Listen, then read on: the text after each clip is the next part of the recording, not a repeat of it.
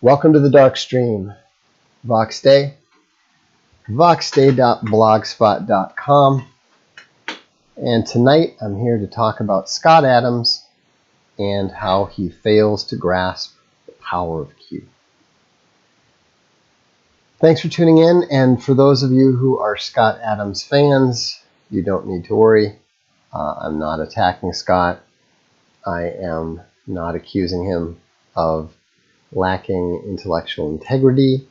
I am not calling into question his legitimacy. I do not think he is a charlatan or an intellectual fraud. I simply disagree with him. It is entirely possible to disagree with people without insulting them, without taking issue with them, without calling their integrity into question. But a number of people were bringing it to my attention that Scott Adams was talking about how the whole Q thing was bad for MAGA. Now that sounds very cryptic, but what he's talking about is he is concerned, like a lot of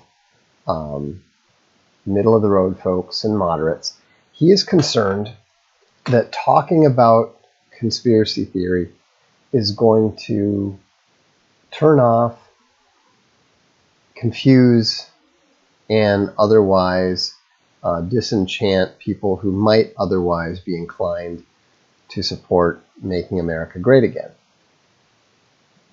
Now, this is, conventional moderate talk. All right.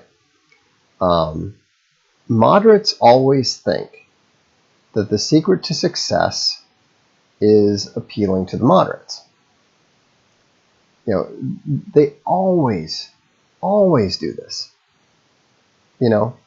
Back when Ronald Reagan was a candidate, before he won the nomination, we heard the same sort of reasoning.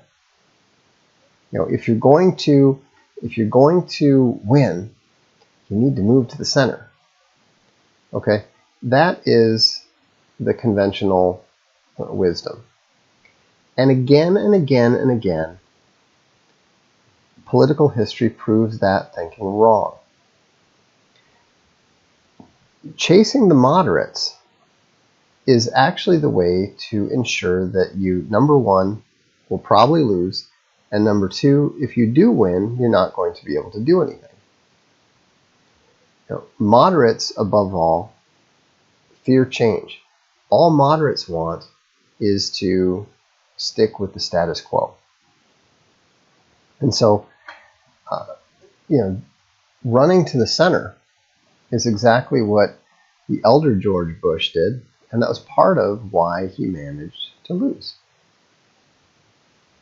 And so, when you look at any advice about politics that worries excessively about marketing, about brand, about turning people off, and all that sort of thing, you need to look at it with a very skeptical eye, because most of the time it is not coming from a rational point of political analysis. It's not coming from a observation and application of political history. It's simply coming from the moderates' distaste for anything that normal people might look at with a skeptical eye. Now, the reality is people follow strength. People follow truth as long as it is fearlessly and forcefully spoken. We see this all around the world. We've seen this all through history. Those who stand up and speak the truth tend to meet with very positive reactions because people have a tendency to recognize the truth when they hear it. And so, the interesting thing for me, and I was legitimately surprised when I heard Scott Adams, poo-pooing Q and worrying about the negative potential consequences of it and so forth.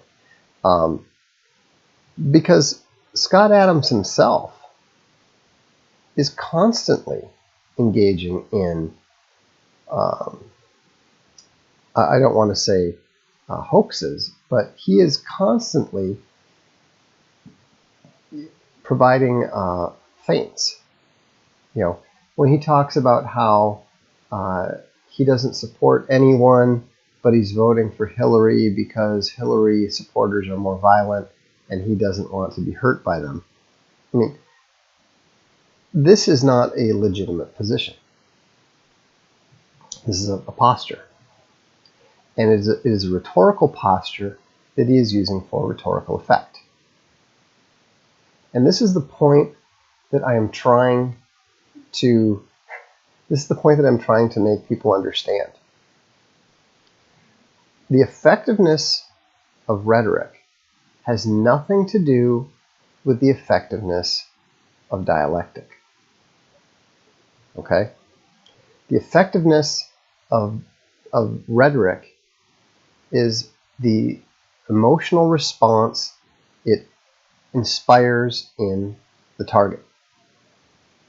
So, when you are analyzing Q from a dialectical position, when you're talking about, it may be a hoax, somebody said, I feel strongly that Q is Obama, Brennan, Jarrett on the Chan boards right down the street from the White House. That's completely missing the point. If you think about it, what has Q accomplished? What is the primary concept? What is the primary consequence of Q? Has it resulted in more or less confidence in the system? Has it caused people to embrace or reject the FBI, the CIA, and the professional deep state? Has it appealed to the mainstream media, or has it frightened the mainstream media? Okay, those are the questions that are relevant. Who Q happens to be, whether everything that Q says is 100% accurate or not. These things are not even relevant points. They're not even relevant questions. Now, I don't blame anyone who's interested in this stuff. But think about it. Think about Deep Throat. Did Deep Throat's actual identity matter? In fact, do any of you even know who Deep Throat is? How many of you can even tell me the name of the FBI agent who is Deep Throat?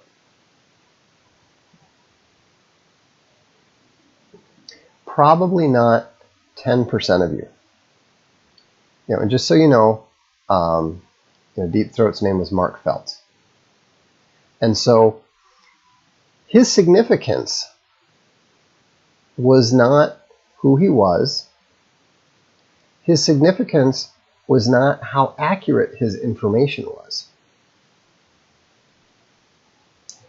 But his significance was the consequences of his existence and his actions. And so what ended up happening as a result was that Nixon ended up resigning, and nobody even knew who he was, except for a very small number of people, of all the various theories of who he was, almost nobody guessed correctly. He turned out to be a much more minor functionary than most of the people were thinking. And here's the other thing that I observe, and this is something that conservatives are exceptionally bad about, is that they're constantly worrying about something being a trap, a tar pit. Now, when has any trap or tar pit or whatever you want to call it, when has that ever had a significant effect on American politics?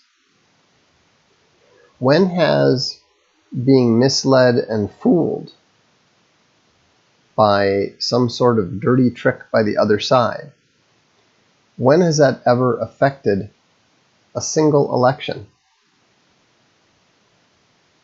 So if it hasn't, and it hasn't, why are you worried about it?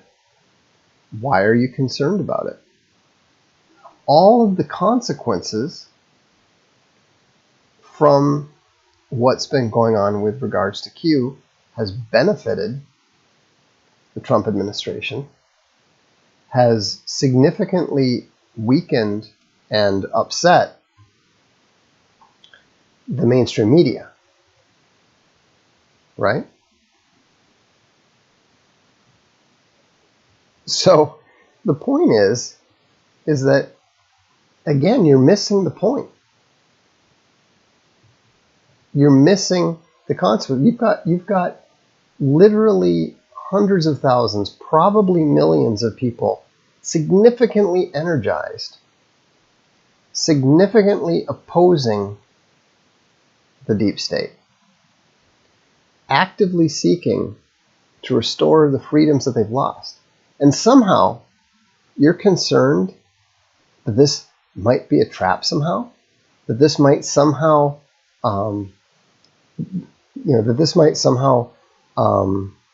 go wrong. There's a question here. Elections are run and won on macro trends. All this stuff, this Q stuff, is navel gazing. No, it's not. The absolute most important aspect of any conflict, of winning any conflict, is morale. Does Q enhance the morale or detract from the morale of the patriots and so forth? It's pretty obvious. Sorry, this is heat. We've got all these damned flies around. It's really annoying. And so, the more that you sit there, I mean, what it's really about, let's face it, is about your personal pride. Some of you guys are terrified that you might believe something that turns out not to be true. Well, I have a very simple message for you. Get over yourself. It's not about you. If something is clearly enhancing the morale of your side, then roll with it. Support it. Stick with it. Build it up. It doesn't matter. It doesn't matter who Q is, what Q is, whether he's a highly placed secret service agent or whether he is some random furry posting on the chans for kicks. It makes no difference. The point is that the consequences are positive. Look at this from a pragmatic, practical perspective, not from a pure dialectical perspective, because remember, what makes rhetoric effective? There's no information content in rhetoric. It's all emotional content. So the reason that the Q rhetoric is so effective is because it is based in the truth. It points people to the truth, whether it is true or not. Now, I realize that this is a moderately sophisticated concept for those of you who can only handle black and white, who can only handle binary thinking. Okay? But it's not that hard to understand. Think about it. If you know that it is possible to deceive people, to lead them to false conclusions by telling them the truth, then obviously it is also possible to lead people to the truth by telling them things that are not strictly factually true. And this is very different than lying. Again, you are pointing people to the truth. You are leading people to the truth. And Sir Maurier was correct. One would have thought that Adams would recognize this because he's always talking about effective persuasion. Well, who has been more effective at persuading people than number one, Trump, number two, Q? All right. So, I do think well of Scott. He's a smart guy. He's a very successful guy. But you have to remember, he was wrong about Trump. Back when the grab her by the pussy scandal came out, Adams turned around and said that Trump was going to lose. I didn't. I knew that it didn't make any difference. I said at the time, this is not going to harm Trump at all. Trump is going to win, and he did. Now, you don't often see Scott Adams admitting that he was flip-flopping on those things. Why? Because he doesn't, he doesn't really have a deeper level analysis. His analysis tends to be focused on persuasion. It tends to be focused on the rhetorical level. And that's effective. It's not nothing. But it is not as reliable as looking underneath the rhetoric and looking towards whether the rhetoric is pointing to the truth or whether the rhetoric is pointing to falsehood. That's the important thing to keep in mind. So, no, I'm not saying that that Adams may not be correct in saying that Q is just a LARP or whatever. But again, it doesn't really matter what the actual factual reality happens to be. What matters is the effects. What matters is the consequences. When the wind blows, it doesn't matter which direction it happens to be blowing. We can't see it. We can't weigh it. But the actions of the wind, whether it moves our sail, whether it cools us off, whether it dries our clothes, it is the actions and it is the consequences that matter. What are your thoughts on Gavin McInnes? I have very few thoughts on Gavin McInnes. I don't really pay any attention to him. He doesn't pay any attention to me. We're just kind of in two very different orbits. To be honest, I don't think that I could tell you a single thing that he I couldn't tell you a single position he's taken on anything. I know nothing about him. Let's see. no matter what groups or whatever shtick we, the right, have, the left will always demonize it. Of course. That's absolutely true. And that's why you stop worrying about being demonized. That's why I told everyone that it was foolish to try to run away from the alt-right label. We are the alternative right. Are we conventional conservatives? Are we the conventional moral majority from the 80s? Not at all. We're not libertarians.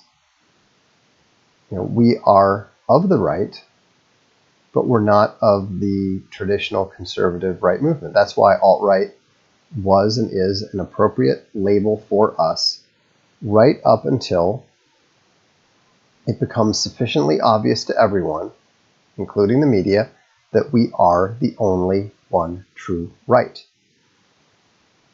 And so, ultimately, people are going to understand that the nationalist right, the Christian right, the European right are going to be the only right, because our positions are in line with science, with history, with philosophy, and so forth. Let's see here. I don't want to get into detail on Adams' persuasion filter of reality. I don't buy it. Why does Cernovich seem to be pushing civic nationalism, even though he wrote in the book Cuckservative? Mike is a civic nationalist. Trump is a civic nationalist. A lot of people on the right are still civic nationalists. They are in the process of abandoning it, but that's going to be a process that takes time. And, it's a very difficult thing to accept, because you got to keep in mind these people have been programmed emotionally to burst into tears at the idea of Americans of every color holding hands and becoming American and American dream and melting pot and all this other nonsense. It's very, very difficult to move past that, especially if you happen to be identity complicated for reasons of your own genetics, of your residence, of your relationships, your families. All those things make it very, very difficult to see clearly. And even if you can see clearly, even if you do fully understand the logical case, it is very, very difficult for most people to make that emotional shift. They can't handle the emotional cost that they have to pay. What estimate do you give that civic nationalism will die? I think civic nationalism is going to die hard, and it's probably not going to end until the U.S. political entity breaks up. Let's see. If a white person isn't turned off from the New York Times-esque media by the Sarah Jiang debacle, then what will turn them off? Probably having someone in their immediate family personally and physically attacked for being white. Do you foresee nationalists from various countries forming an alliance of sorts? They're already doing so. Matteo Salvini, who is the most powerful nationalist politician in the world right now, has openly called for that sort of alliance. Let's see. Somebody's whining about Cernovich. Gavin's Proud Boys protect Shapiro. Well, then obviously he's probably not ultimately on the right side. Either that or he just hasn't seen through Shapiro yet. Do Peterson and Shapiro at all know they're being promoted as approved opposition? Yes, they are perfectly aware of it. They know it very, very well. Let's see here. Santo Mateo. So, anyhow, that's all I've got for this evening. Just a reminder, it is up on Amazon right now, but we officially launch Alt Hero Reprisal tomorrow. And speaking of Q, we may actually be doing a Q-related comic at some point soon. Question about the Alt Hero forums. I tried signing up a month ago. Email with your forum name and we'll make sure you get approved. You do have to be approved.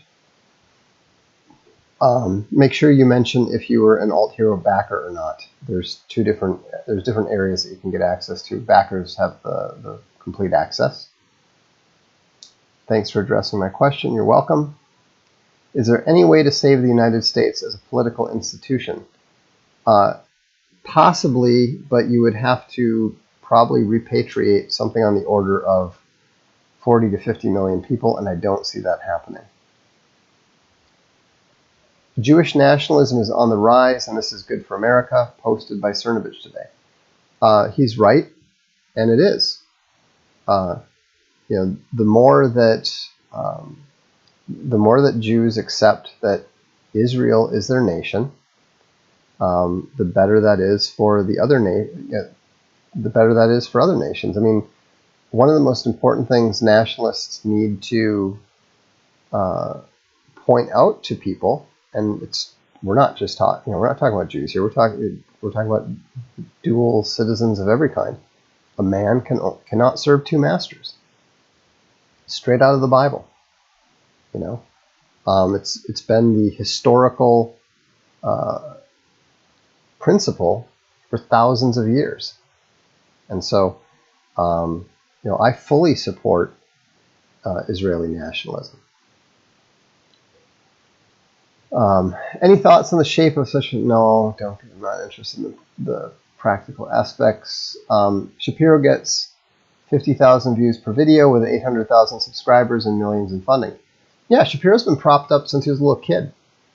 I mean, he's both he and Jordan Peterson are absolutely well-funded creations. They're meant to appear to be popular. So, any word on an alt City of Heroes? I won't have anything to say about that until September at the soonest. No, it doesn't presume empathy on anybody's part. Do you have a blog post explaining the 2033 prediction? Probably. Good luck finding it there among the 16,000 other posts. Do you see secession as valuable, inevitable? Yes. Ever analyze the Algerian independence war? I wouldn't say I've analyzed it, but I'm certainly familiar with it. And it certainly is relevant. Larry Rydell says, Q doesn't lead people to the truth any more than Jordan Peterson. I think that's completely wrong. If nothing else, Q has taught people that the federal agencies are not working in the interests of the American people. And that is true. So, anyhow, thanks for tuning in. Have a good rest of your weekend. And remember that Alt Hero Reprisal is out. Please read and review it if you get a chance. It's on Kindle Unlimited. And I will look forward to seeing you on the next Darkstream.